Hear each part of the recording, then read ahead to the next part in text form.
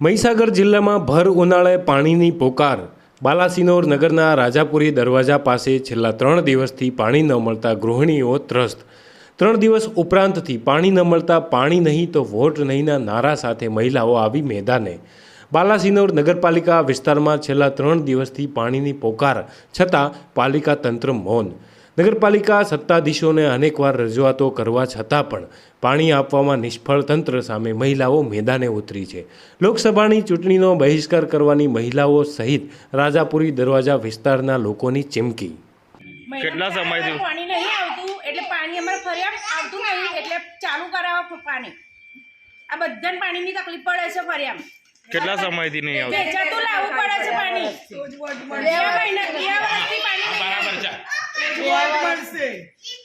મળશે કે નહીં મળે વોટ?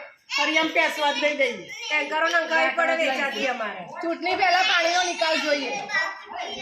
આવું પહેલા 7 દિવસ પહેલા પાણી નતું આવ્યું ને? ના નહીં આવ્યું। 7 દિવસ સુધી નતું આવ્યું પાણી। મહિનામાં અચાનક જ બંધ કરી દેશે પાણી। અત્યારે હાલમાં બંધ જ છે, આવતું જ નથી પાણી। ખેતરમાં જવું પડે હવે પાણી પીવાનું વચ્ચે હું બાલાસિનોર થી રાજપુરી દરવાજા કુંભારવાડ ટેકરામથી બોલું છું। આ બહેનોને કાયમની તકલીફ છે। આવું અચાનક પાણી બંધ કરી દે છે જાહેરાત કર્યા વગર। મોટરથી નથી આવતું। 7 દિવસ વચ્ચે પણ બંધ કરેલું। એ ઇન્ટરવ્યુ મેં તમને આપેલું। તમે જાહેર કર્યું કે ના કર્યું એ મને ખબર નહીં, પણ વચ્ચે 7 દિવસ પાણી નહીં આપ્યું। 2 દિવસનો કેસન 7 દિવસ અચાનક પાણી ગાયબ થઈ જાય છે। નગરપાલિકા જાણ નહીં કરતી? નગરપાલિકામાં કશું જવા જેવું નહીં, કોઈ મતલબ નહીં નગરપાલિકા જવામાં।